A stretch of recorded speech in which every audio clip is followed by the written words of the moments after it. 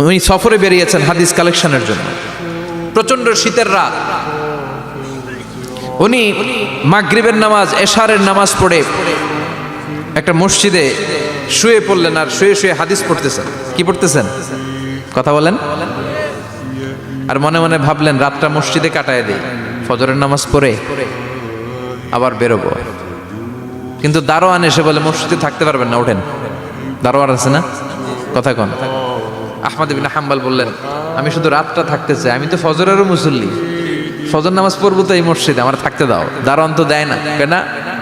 মসজিদে থাকার জায়গা না, যান মিয়া।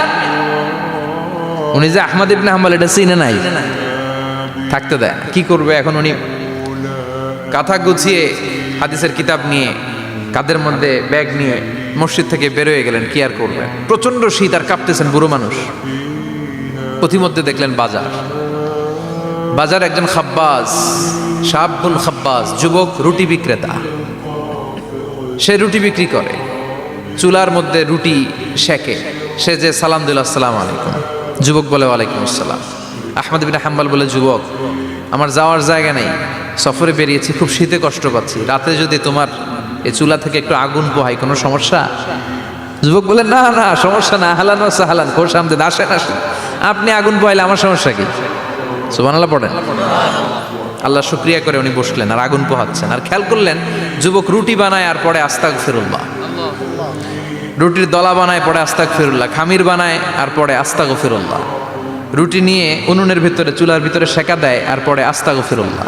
দোকানদারের কাছে কেউ আসলেই সে রুটি দেয় আর পরে আস্তাগফিরুল্লাহ। ক্রেতার কাছ থেকে টাকা নিয়ে ক্যাশ বক্সে রাখে আর কি পড়ে, আবার রুটি বানানো শুরু করে আর কি পড়ে, খালি এইটাই পড়তেছে। ইমাম আহমদ ইবনে হাম্বল তো অবাক, কিরে এটা আবার কেমন যুবক, খালি আস্তাগফিরুল্লাহ। উনি প্রশ্ন করলেন যুবক ঘটনা কি? আসার পর থেকেই তোমার দেখতেছি তুমি রুটি বানাও, রুটি বিক্রি করো আর পড়ো আস্তাগফিরুল্লাহ, মালাকা ইয়া শাবাব। যুবক বলে আস্তাগফিরুল্লাহ আমার সবচেয়ে বেশি পছন্দের আমল, আমি সব সময় আঠার মতে ইস্তেগফারের সাথে লেগে থাকি আর সব সময় পড়তে থাকি আস্তাগফিরুল্লাহ, আর এর বদৌলতে আল্লাহ আমারে মুস্তাজাবুদ দাওয়া বানিয়ে দিয়েছে। আহমদ ইবনে হাম্বল তো অবাক, আনতা মুস্তাজাবুদ দাওয়া, তুমি মুস্তাজাবুদ দাওয়া রুটিওয়ালা? আমি এত বছর হাদিস পড়াই, আমিও তো মুস্তাজাবুদ দাওয়া না, আর তুমি রুটি বেচো বাজারে, তুমি মুস্তাজাবুদ দাওয়া, তুমি দোয়া করলেই সব কবুল হয়ে যায়? যুবক বলে না আনা মুস্তাজাবুদ দাওয়া, আমি আমার জীবনে যত দোয়া করেছি কবুল করে নিয়েছে কে?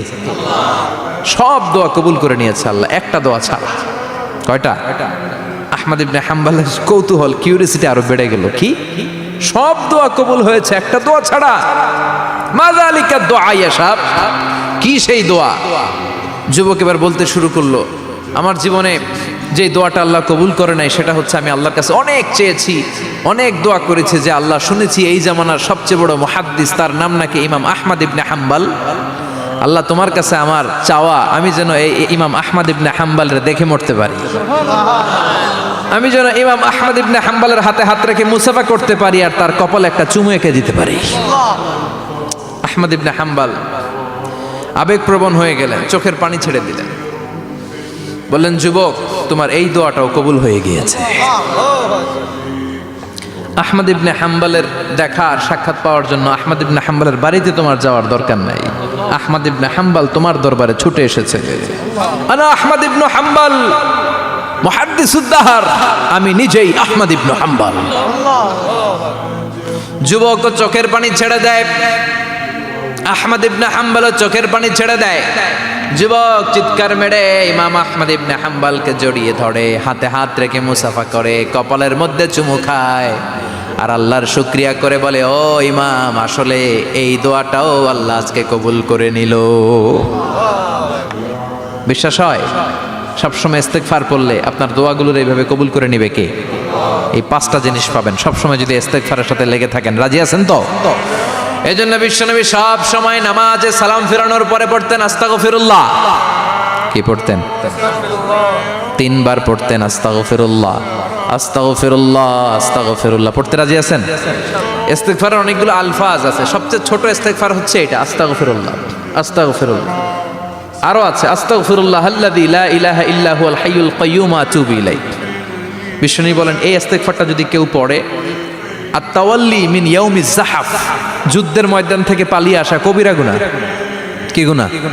কাফেরদের সাথে যুদ্ধ, আমি তাগড়া যুবক, তলোয়ার নিয়ে নেমেছি, আমার দেহের এক ফোঁটা রক্ত থাকা পর্যন্ত আমি যুদ্ধ চালিয়ে যাব, আমি ফিরে আসতে পারবো না, আইনটা কার? ফিরে আসলে কবিরা গুনাহ।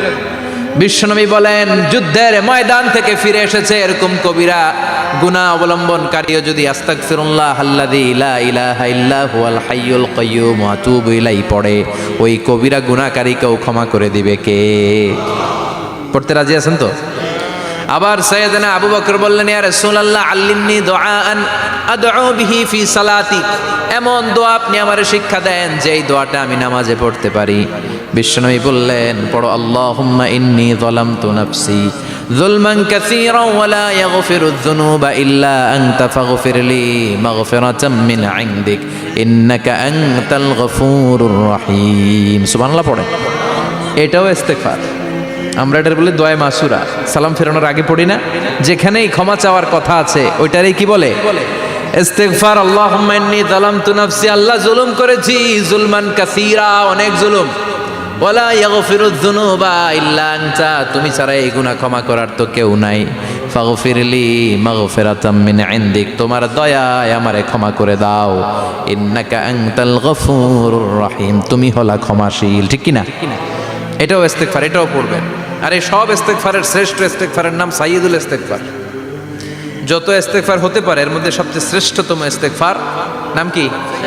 কথা কন। বুখারীর বর্ণনা, শাদ্দাদ ইবনে আউস রাদিয়াল্লাহু তাআলা আনহু বর্ণনা করেন, এই সাইয়্যিদুল ইস্তেগফার দিনের বেলা যে পড়বে ওই দিনে মারা গেলে সে জান্নাতি। এই সাইয়্যিদুল ইস্তেগফার রাতের বেলা যে পড়বে ওই রাতে যদি ইন্তেকাল হয় ওই লোকটা জান্নাতি। মুখস্থ আছে না? কার কার মুখস্থ হাত তুলেন। মাশাআল্লাহ, তাবারাকাল্লাহ, মাশাআল্লাহ, মাশাআল্লাহ। আর যাদের নাই তাদের হোমওয়ার্ক, তাদের আল্লাহুম্মা আনতা রাব্বি লা ইলাহা ইল্লা আনতা খালাকতানি ওয়া আনা আবদুক ওয়া আনা আলা আহদিকা ওয়া ওয়া'দিকা মাস্তাতা'তু আউযু বিকা মিন শাররি মা সানা'তু আবুউ লাকা বিনি'মাতিকা আলাইয়া ওয়া আবুউ লাকা বিযামবি ফাগফিরলি ফাইন্নাহু লা ইয়াগফিরুয যুনুবা ইল্লা আনতা। সুবহানাল্লাহ পড়েন। আজকে রাতে পড়ছেন, মারা গেলে জান্নাতি। চিল্লায় পড়েন না আল্লাহু আকবার। এজন্য বিশ্বনবী বলেন আমার আগের গুনাহ মাফ, পরের গুনাহ মাফ, তারপরেও প্রতিদিন আমি 70 বার তওবা ইস্তেগফার পড়ি। আজকে থেকে পড়তে রাজি আছেন তো? বেশি বেশি ইস্তেগফার পড়া যাবে না?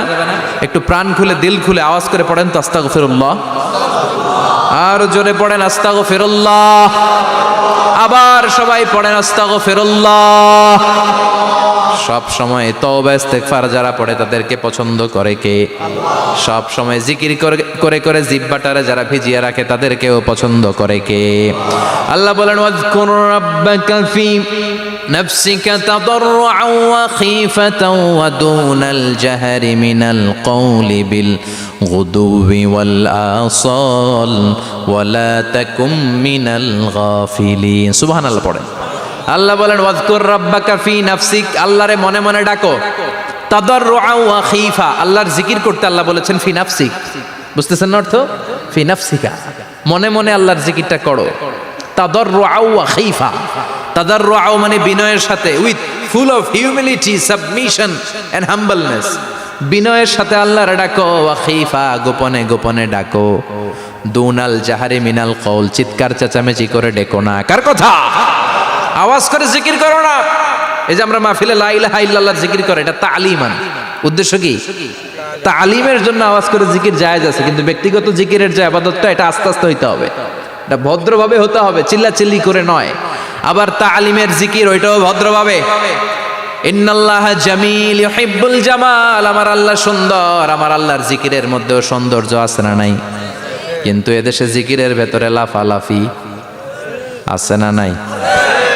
বেশি না কম? কি বসেন বসেন, হ্যাঁ বসে যান তো, অনেক ধরনের আছে জিকির। হ্যাঁ বসেন বসেন, বসে যান। হ্যাঁ হাইবার আলী, এটা কি আবার জালালি? তো এই যে ইন্নাল্লাহা জামিল ইউহিব্বুল জামাল, আমার আল্লাহ সুন্দর, আমার আল্লাহর জিকিরের মধ্যেও সৌন্দর্য আছে না নাই? তালিমের উদ্দেশ্যে সবাই মিলে জিকির করা যায়, কিন্তু চিল্লাফাল্লা করা যাবে না, লাফালাফি করা যাবে না, মাথা ডানে বায়ে ঝোলানো যাবে না, ঠিক কি না? কিন্তু লাফালাফির জিকির আছে না নাই? লাফাইতে লাফাইতে, হ্যাঁ, গাছের আগায় বাঁশের আগায়। আবার যিনি জিকির পরিচালনা করে ওনার কান্দে যায় ওঠে, আছে না নাই? বিশ্বনবী সাহাবীদের নিয়ে জিকির করছেন, সাহাবারা লাফাতে লাফাতে খেজুর গাছের আগায়। হাদিসে আছে না এটা? বিশ্বনবী সাহাবাদেরকে নিয়ে জিকির করছেন, লাফাতে লাফাতে আবু বকর বিশ্বনবীর কান্দের উপরে। আছে, হাদিসে আছে। এটা জিকির নয়। কি সুন্দর দেখেন, ইসলাম বোঝা কত সহজ। ওয়াজকুর রাব্বাকা ফি নাফসিকা তাদাররুআ ওয়া খাইফা। গোপনে জিকির করো, ভদ্রতার সাথে বিনয়ের সাথে জিকির করো। ওয়ালা তাকুম মিনাল গাফিলিন দুনাল জাহারি মিনাল কওল। চিৎকার চেঁচামেচি করে জিকির করো না। যারা চিকফাল দিয়ে হই হই হই হই করে, আছে না? হই হই হই হই হই হইয়ের ভিতরে আল্লাহর নাম আছে, হ্যাঁ? এই যে হুই হাই হুই হাই, এই স্টাইলের যে জিকির, এটার ভিতরে আমার আল্লাহর নাম আছে? আল্লাহর নাম যদি না থাকে ওইটা জিকির হবে? কথা বলেন। বিশ্বনবী বললেন, খবরদার, চিৎকার চেঁচামেচি করে লাফালাফি করে যারা জিকির করে এরা মনে করে আল্লাহ কানে শোনে না। কথা বলেন। আপনি গোপনেও আল্লাহর ডাকলে আপনার ডাকে সাড়া দিবে কে? এজন্য রাব্বুল আলামিন বলেন, ফাযকুরুনি আযকুরকুম ওয়াশকুরুলি ওয়ালা তাকফুরুন। বান্দা আমার জিকির তোমরা করো, আমিও তোমাদের জিকির করব, ঠিক কি না? আমরা যদি আল্লাহর জিকির করি আমাদেরও জিকির করে কে? সুবহানাল্লাহ কইবেন না?